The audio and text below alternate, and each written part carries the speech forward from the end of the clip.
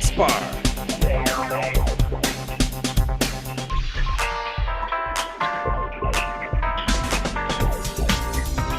All right. It is time to spar. My guests, you get to decide if you want to go first or if you want me to go first. It's completely up to you. So if you go first, you can speak your conscience. If you're ambivalent, you can let me go first and you can respond, have a little bit more time to think about it. Let's Right. get started. All right. The first one I chose for you because you are a young lad of 20, and really you are like, as far as I'm concerned, you are a really great specimen of a 20-year-old young lad. Like, you're one of the good ones. And so Thank this you. this question relates to you. So listen, if a 20-year-old would make a better prime minister than an 80-year-old. And so we're looking at someone, not just any 20-year-old, but someone like you.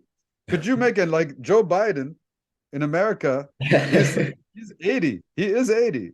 You are He 20. is. So what can you bring to the table that Joe Biden lacks, or what does Joe Biden have that you can't hold a candle to? Do you want to go first on this one? No, I think you should go first. I think I have something to respond to. Really? Okay. Yes. I'm gonna say I think a 20-year-old would make a better prime minister than an 80-year-old. But let's qualify that by saying you, Larry Afun, the 20-year-old Larry would make a better prime minister than the current Joe Biden. Because there's really um there's nothing against Joe Biden No, except yeah. his age. His Right. age and everything that the Republicans hold against him has to do with his age and the gaffes that he makes and his lapses of reasoning and True. thought. And do we want someone in charge of the country who, like Ronald Reagan, will fall asleep in the middle of a summit because he didn't catch his nap earlier? And I think that we need to give the reins of power to people who are hungry for change, someone with a youthful ideology, someone who's idealistic, someone, we never have people in power who have an idealistic view of the world, only people who are cynical and grumpy and disdain. So I say let's try it out. Right. I think by and large I agree with you. But I think if we could qualify again the 20-year-old as someone who has experience in the domain of politics. So, for example, simple things that seem trivial but not trivial, like diplomacy, how to talk to foreign ministers and how to ensure that you decompress conflict will be things that the 80-year-old might have an upper hand to the 20-year-old person. But how much of a difference that makes to sort of the governing of the people, I'm not quite sure. But if I were to pick between one of those, it would probably be the qualified 20-year-old person, because as you say, they have this youthful exuberance, energy, ideas in ways that would improve the world in a way that the 80-year-old may not be able to catch up with.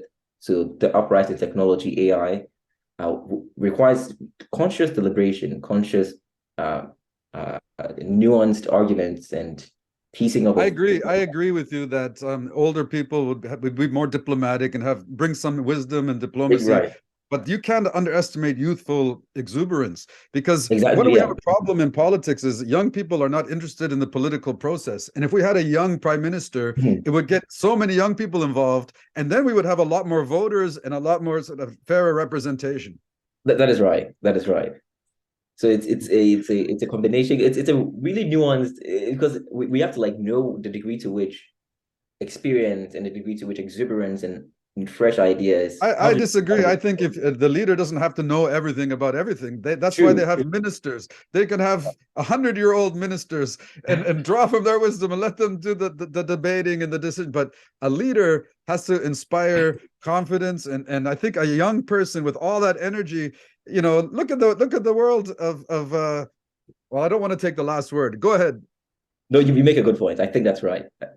I think that's right. Stop agreeing with me. We're No, sparring. I do, because if the 20, as you say, like, they don't need to know everything. They just need to have a chamber of people that know enough about what they do. And I guess if you take the case in which the 80-year-old is the leader, he might have this tendency to be impermeable to reason that he's not comfortable with. Whereas the 20-year-old, having the chamber of people, different ideas, would be more receptive to that idea. Because, as it stands, it's hard to teach old dogs new tricks. So I agree with you specifically on that for that reason. Right.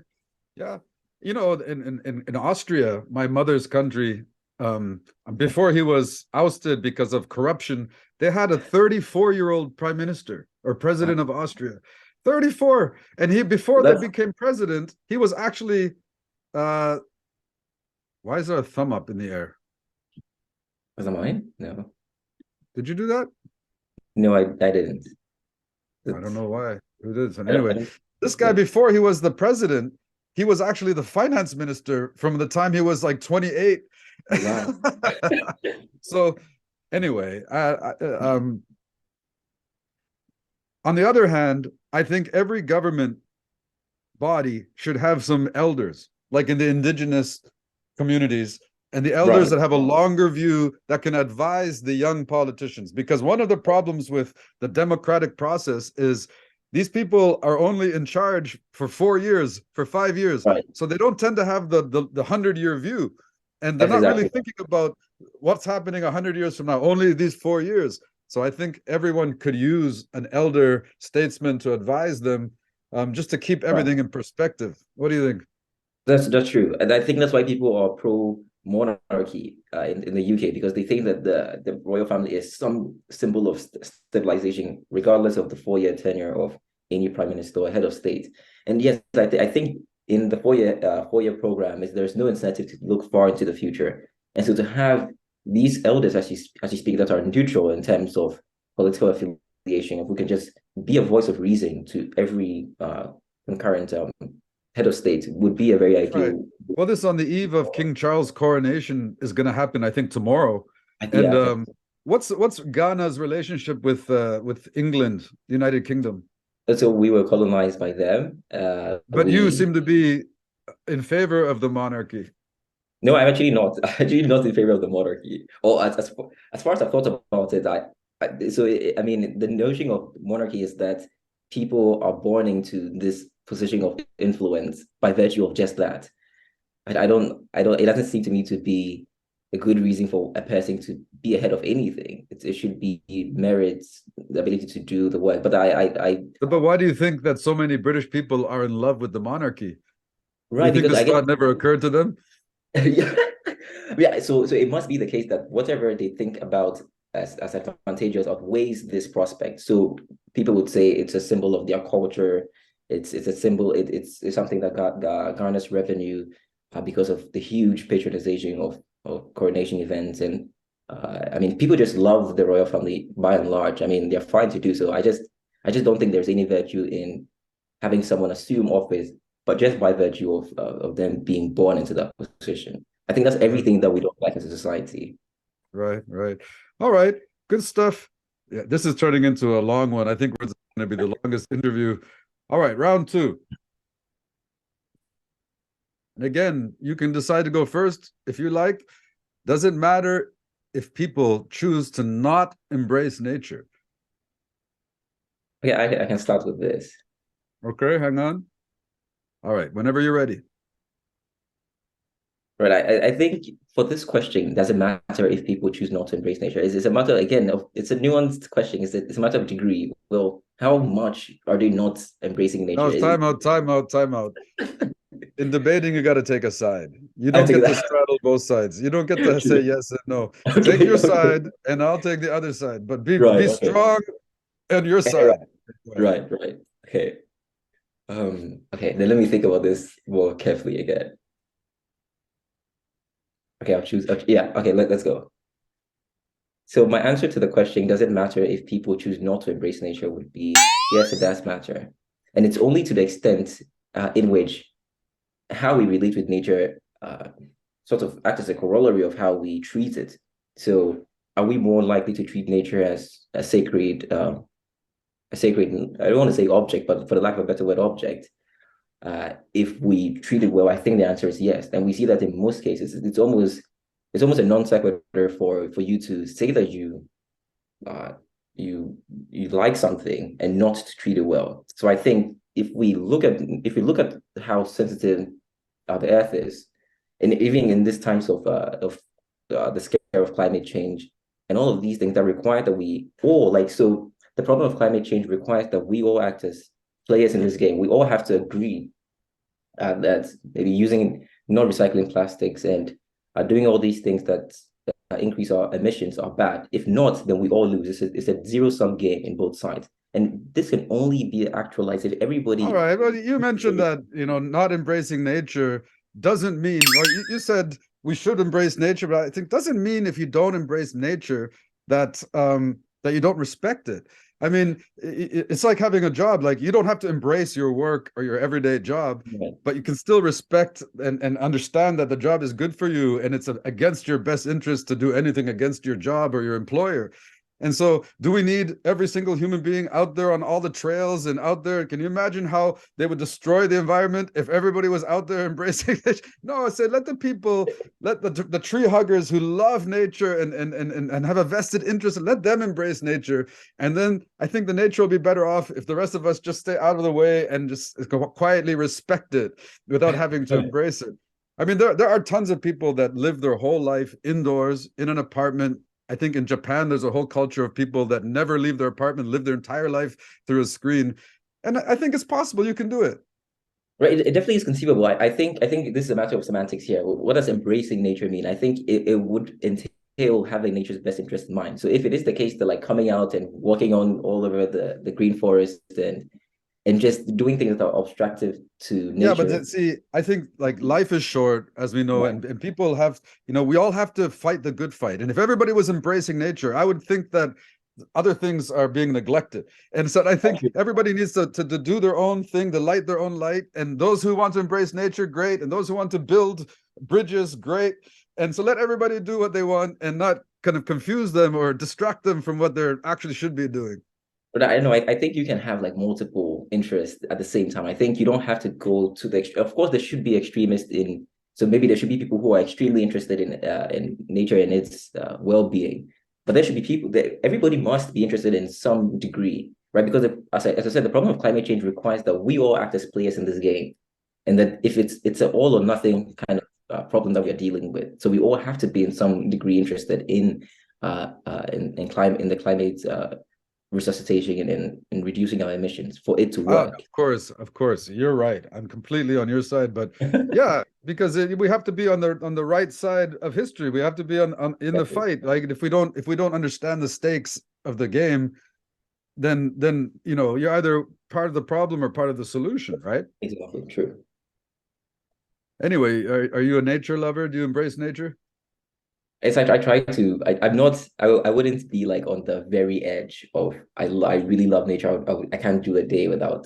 But I am trying to embrace nature more. I If you took it could spend a day on surfing the internet or a day exploring through in a forest, which one would you choose? 100% exploring through the forest. Really? Yes, I You would. know, Yeah, why do you say that? because peace and quiet helps in stimulating thoughts, and you can get more inspiration through just Yeah, embracing yourself with the natural world. I mean, I that's how agree. Darwin the theory of I evolution. agree. It's Yeah. interesting because, I'll say to my students, all the answers are in nature. And it's Yeah. almost like the internet is too loud and all Yeah, these people exactly. distracting you and confusing you and deceive. If you look at anything in nature, it could be a blade of grass, it could be you're looking at a tree, but if you look long enough at any item in nature and start asking the right questions, then the answers will come. The Exactly. nature has everything. So it isn't a wonderful place to feel stimulated and inspired in your thinking. And what a great way of thinking, just to spend a day out in the nature. Have you ever heard of the healing powers of nature? I mean, to the degree of which it's entailed in meditation, yes. It just But I mean, just being outside, like I heard in Africa, in some communities, that when people are depressed because they don't have a pharmaceutical industry or Prozac, but when people are depressed, that they will put them outside under the sunlight and surround them with the community, with all the people in the village and all the people in the town, and just to fill them with just joy and spirit and light and the wind blowing, and somehow that can inflate a person full of life again. What do you think about that? no, I think it's probably it's very conceivable that that is what's happening and that is contributing to the happiness. But I would say that like in your description of course I don't not too knowledgeable about the sun healing itself, But it is conceivable because, again, let me track back and say that there is this Harvard grant study that it's a longitudinal study that's like looked at the predictors of happiness. And not surprisingly, the highest predictor of happiness was warm relationships. And so, in your description of the whole community coming outside and bathing in the sun, it might be that the third variable here to consider is the warmth of this relationship, which itself is a predictor of happiness. So, in some way, might be a corollary of what's making them more happy or increasing their well-being in some extent. So, it's not surprising to me at all that this My is biggest argument of for not or for in favor of embracing nature is if we turn our back on nature and if we neglect it, in a sense, we're turning our back against ourselves because we very are true. nature, right? And again, we don't. It just goes down like when one of my pet peeves in the neighborhood is when I find litter on the ground and I know the teenagers have been eating their meal and just throw the styrofoam off in the forest or on the ground. I thought that kind of person does not conceive that that nature belongs to them and that it's our home. And I don't Right, understand how someone can live kind of in their own, like you say, silo, independent of right. the larger picture. Again, it's very easy for people to not think about how the repercussions of everything that they do align with themselves. So in this scenario, it would be that you dumping rubbish or litter on the garbage or on the floor would be that you don't properly understand what the consequences of disrespecting nature in this scale. I mean, so Right. it's only because one doesn't know the scope of one's action that one can do something as seemingly benign as dropping litter, as it were. Okay. All right. Round three. And let's see what we got for you here. Let's get that clock back.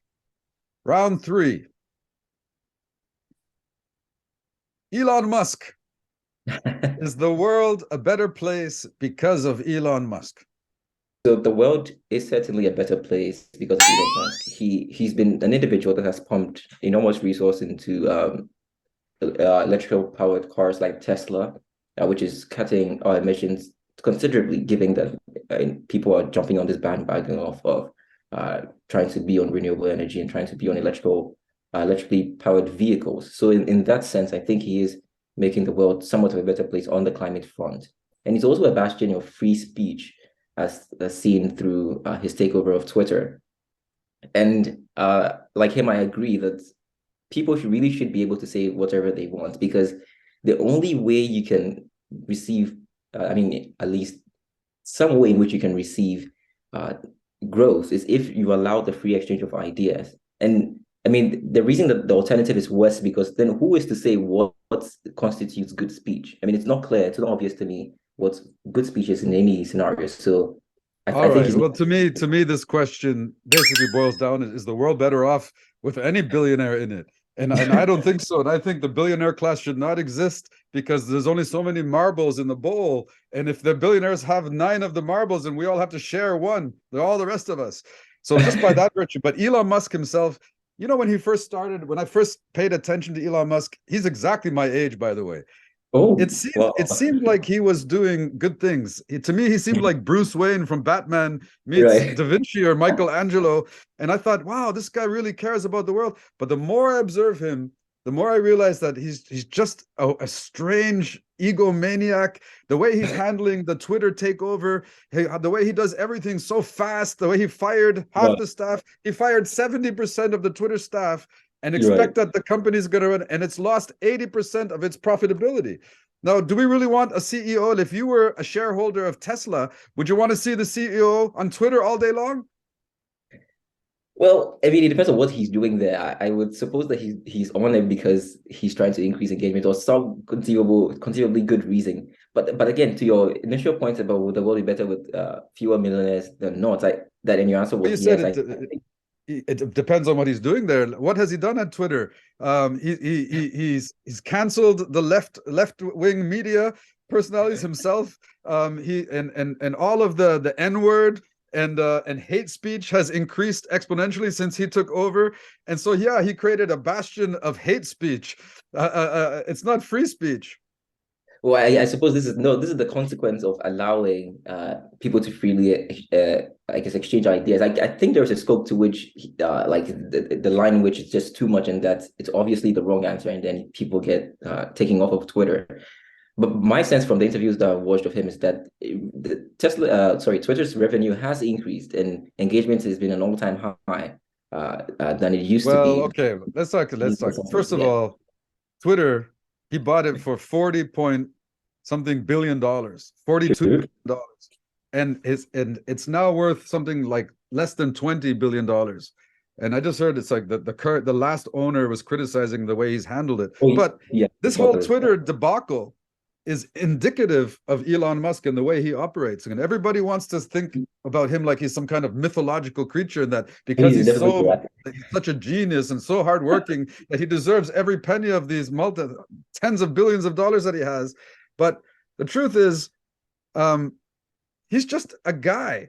And no, he spends his days, he only has so many hours in the day, and he spends a lot of it on Twitter. But he right. owns about 6 or 7 major companies, and he's the chief operator of these companies. Like, he's the guy that makes all the decisions. And we know he likes to work fast. True. One of his companies is called Neuralinks. Yeah, And yeah. Neuralink is endeavoring to plant microchips in people's brains. And about 3 months ago, he said he wanted to do this in 6 months. So this is about 3 months away. He wants to implant microchips in people's Okay. brains so that they can stay ahead of the AI technology. And Right. his plan is to use AI robots to implant the microchips in our brains. So everybody's like, the great genius, we must do this. But the great genius in charge of the Twitter debacle, the great genius whose rocket just exploded in space, the Starcraft, that this was the rocket that was supposed to bring the first people to Mars. And remember, Right. Yeah. Mr. Elon Musk, Sorry.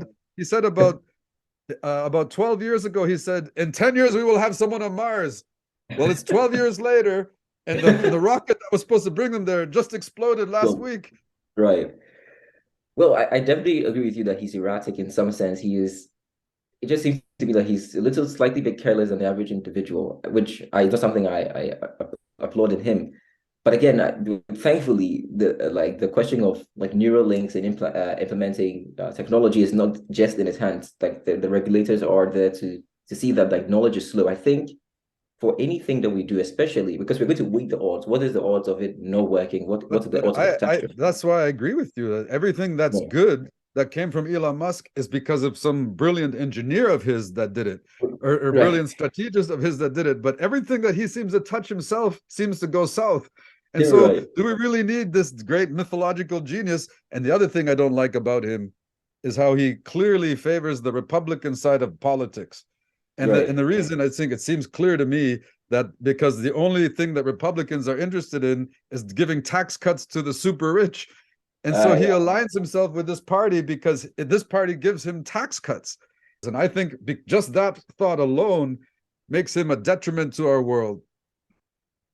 I mean, again, this is an unfair question. By and large, has the world been better with Elon Musk or not? Maybe the answer is yes. Maybe the answer is no. I'm not too sure what the right answer is, but my hunch is that it is yes. Although he's erratic, I mean, I think most people are able to like filter through maybe the nonsense, as it were, like all the things that are extremist. And I mean, he likes to be erratic. That's his part of his personality, and maybe it's a fundamental feature of But why what do you he's think about this? Like, um, Bill Gates, with a donation of $1 billion, I think it was the first time in human history somebody donated $1 billion, but the Bill and Melinda Gates Foundation basically created a treatment for HIV/AIDS, which used to right, be a plague that killed hundreds of thousands of people. So, right, what Elon Musk is worth $242 billion. Why can't he solve homelessness, cure hunger? Why should we be celebrating his little exploits into space? And to be honest, he takes government money to do his exploits into space. And I feel like right, we're right. all going to pay for him to get to Mars, and we're going to pay in money and also in environmental degradation as we send rocket after rocket so he and his Right. group of friends can live on Mars, because it's not us that's going. Right. No, so it is right that I mean we definitely have to be slow with all of these things that is going on. I think you're right that he's quite erratic, that we need to be more regulated, especially in terms of all the rockets that he's sending in and out of space, as it were. But my sense is, I mean, I forget the first question you asked. Could you like I had something I, to say I about that. forgot it too. It's my mind. But Anyway, we don't have to decide whether Elon Musk is good or bad. right. He just is. It's a phenomenon. It's funny. One funny thing about him is he recently people have challenged him. I don't know why he's so sensitive about what people think about him, but who would have thought that you could be the richest man in the world and still have such low self-esteem that you're desperately looking for people to validate you, strangers, Right. and he's taking polls. How many people like him, and how many people want him to stay in charge? Anyway, Right. He's changing to somebody oh, online, somebody right. online said, "Hey, something about his dad's emerald mine." He said, Mm. and he said, you know, a lot of people say, just like Donald Trump, that Elon Musk got his head start from a wealthy father who Mm. owned an emerald mine. And he challenged anyone. He says, I'll give anyone $5 million if they can prove the existence of this emerald mine. And you know who came forward? Who His did? dad. His dad. Right.